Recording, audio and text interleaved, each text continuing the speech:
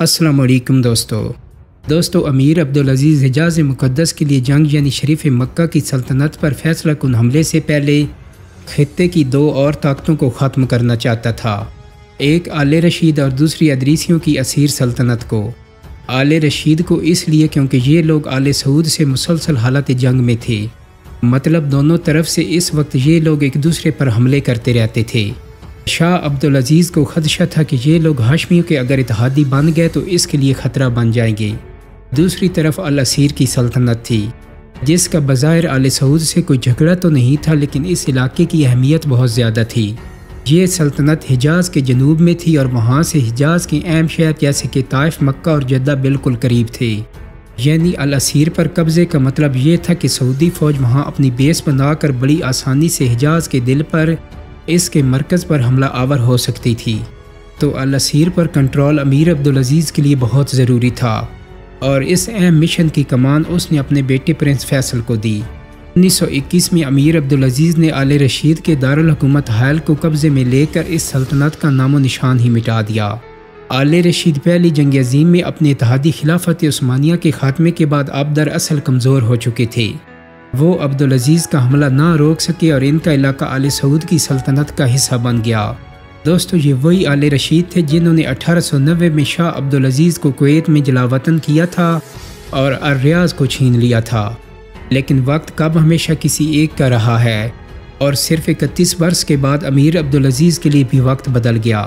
اس سے اگلے برس 1922 میں 17 برس کا پرنس فیصل 6000 جوانوں کے ساتھ الاسیر کو فتح کرنے کے لیے نکل کھڑا ہوا۔ اس وقت تک اس کی بہادری اور لیڈرشپ اتنی مشہور ہو چکی تھی کہ اس کے کچھ ساتھی اسے ببر شیر کہنے لگے تھے۔ الاسیر کی مہم پرنس فیصل کی جسمانی اور ذہنی صلاحیتوں کا ایک امتحان تھی۔ اسے ثابت کرنا تھا کہ اس نے برسوں تک جو سخت جسمانی ٹریننگ حاصل کی تھی وہ میدان جنگ میں اس کے کام آتی ہے یا نہیں۔ اس کے علاوہ اسے جنگ میں اپنی لیڈرشپ کے ذریعے اور اپنے فیصلوں کے ذریعے اپنے باپ کا بھروسہ بھی جیتنا تھا، جس نے اتنی کم عمری میں اسے اتنا اہم مشن سونپ دیا تھا۔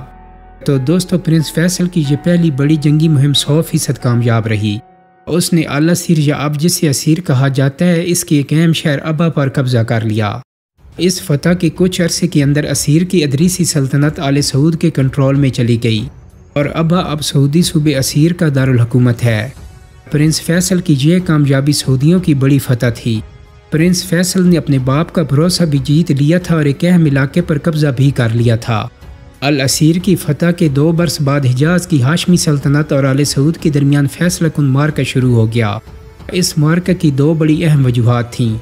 پہلی وجہ تو یہ تھی کہ امیر عبدالعزیز کی طاقتور قبائلی فورس آل اخوان اسے حجاز پر حملے کے لیے مجبور کر رہی تھی، کیونکہ آل اخوان جنگجوؤں کے ساتھ ہاشمیوں کی سرحدی جھڑپیں ہوتی رہتی تھیں، اس لیے ہاشمیوں نے انہیں دشمن سمجھتے ہوئے حج کی ادائیگی سے روک دیا تھا۔ اب اخوان چاہتے تھے کہ مقامات مقدسہ کو اپنے کنٹرول میں لا کر ہاشمیوں سے یہ اختیار چھین لیا جائے کہ وہ جب چاہیں انہیں ان کی مقدس ترین عبادات سے روک سکیں۔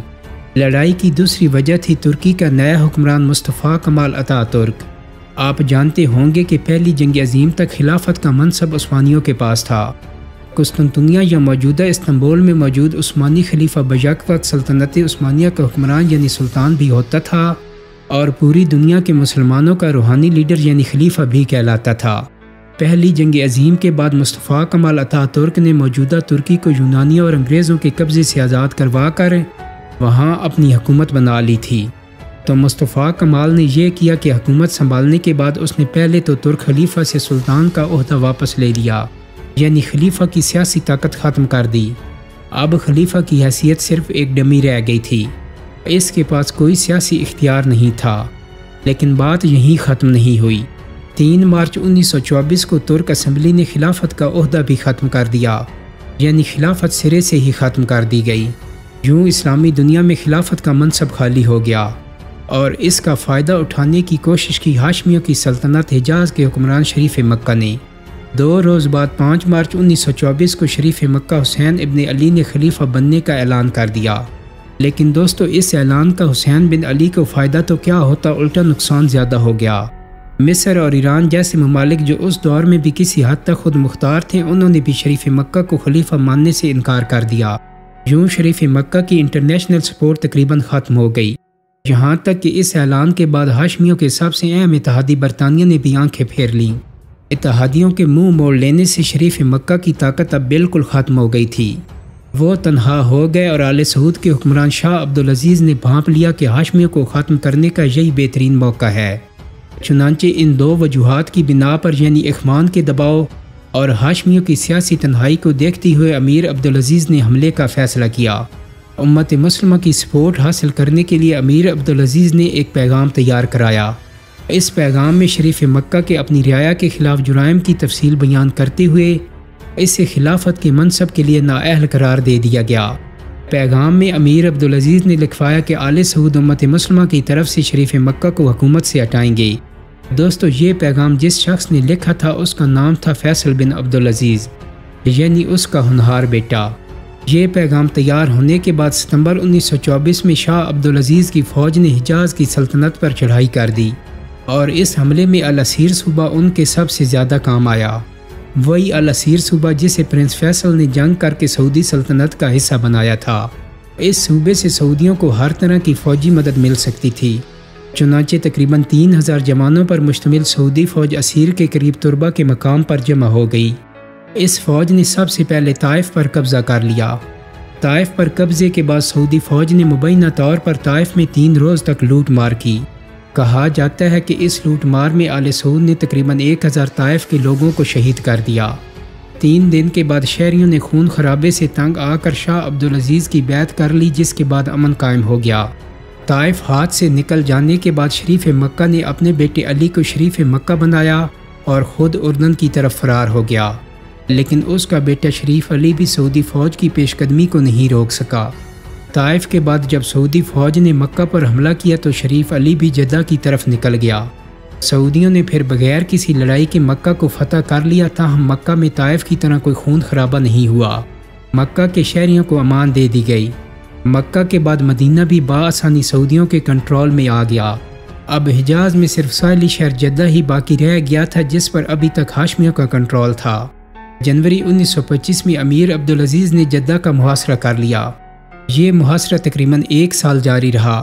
اس محاصرے کے دوران بھی سعودی فوج کے ایک حصے کی کمان پرنس فیصل ہی کے ہاتھ میں تھی۔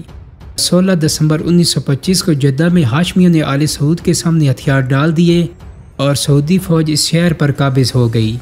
شریف علی اور اس کا خاندان فرار ہو کر عراق چلا گیا۔ دوستو، یوں 7 صدیوں سے قائم حجاز کی ہاشمی سلطنت کا خاتمہ ہو گیا۔ اس لڑائی میں برطانیہ مکمل طور پر غیر جانبدار رہا، یعنی اس نے ہاشمیوں کو سعودیوں کے رحم و کرم پر چھوڑ دیا۔ اگرچہ برطانیہ نے آل سعود کی فوجی اور معاشی مدد 1924 میں بند کر دی تھی، لیکن اس سے انہیں فرق نہیں پڑتا تھا۔ یہ پابندیاں لگنے سے پہلے ہی وہ اپنے حریفوں کے مقابلے میں بہت طاقت پکڑ چکے تھے اور اپنے بل بوتے پر مکمل فتح کی پوری صلاحیت رکھتے تھے۔ چنانچہ انہوں نے آسانی سے حجاز کی ہاشمی سلطنت کا خاتمہ کر دیا۔ اس طرح مسلمانوں کے مقامات مقدسہ یعنی مکہ اور مدینہ پر آل سعود کا کنٹرول ہو گیا۔ اس فتح کے بعد آل سعود جزیرہ نما عرب کے جنگجوؤں میں سے ایک جنگجو نہیں بلکہ سب سے طاقتور حکمران اور خادم الحرمین الشریفین بن چکے تھے۔ لیکن شاہ عبدالعزیز نے شریف مکہ کے انجام کو ذہن میں رکھتے ہوئے خلافت قائم کرنے یا خلیفہ بننے کا اعلان نہیں کیا۔ وہ سمجھ گیا تھا کہ عثمانی خلافت ختم ہونے کے بعد مسلم ممالک اب کسی نئے خاندان کو اپنا خلیفہ یا روحانی لیڈر ماننے پر تیار نہیں ہوں گے۔ چنانچہ اس نے خود کو خلیفہ کے بجائے حجاز کا بادشاہ یعنی شاہ عبدالعزیز ڈکلیئر کر دیا۔ دوستو، یہاں آپ کو یہ بھی بتا دیں کہ شاہ عبدالعزیز نے خادم الحرمین الشریفین کا ٹائٹل بھی اختیار نہیں کیا تھا۔ آل سعود میں سب سے پہلے یہ ٹائٹل شاہ فیصل بن عبدالعزیز نے غلاف کعبہ پر لکھوایا تھا۔ ان کے بعد شاہ فہد نے یہ ٹائٹل سرکاری طور پر اختیار کر لیا۔ اس کے بعد شاہ عبداللہ اور اب موجودہ سعودی بادشاہ بھی خود کو خادم الحرمین الشریفین کہلواتے ہیں۔ تاہم عام طور پر پبلک میں ہر سعودی حکمران کو پہلے دن سے مقامات مقدسہ کی وجہ سے خادم الحرمین الشریفین ہی سمجھا جاتا ہے۔ بہرحال سلطنت عثمانیہ کے بعد مسلمانوں میں جو لیڈرشپ کی جنگ شروع ہوئی تھی اسے شاہ عبدالعزیز نے جیت لیا تھا۔ عثمانیوں کے بعد آل سعود مسلمانوں کے نئے لیڈر بن کر سامنے آ گئے اور آج تک اسلامی دنیا کے اکثریتی بلاک کو وہی لیڈ کر رہی ہیں۔ شاہ عبدالعزیز نے اپنے بیٹے پرنس فیصل کو حجاز کا گورنر بنا دیا۔ جس کے بعد اسے وزیر داخلہ اور پھر وزیر خارجہ کا عہدہ بھی دیا گیا۔ دوستو یہی 27 سالہ پرنس فیصل ہی تھا جس کے دستخطوں سے 1932 میں حجاز کو باقاعدہ طور پر آل سعود نے اپنی سلطنت کا حصہ بنایا اور پہلی بار اپنی سلطنت کو سعودی عرب کا نام دیا۔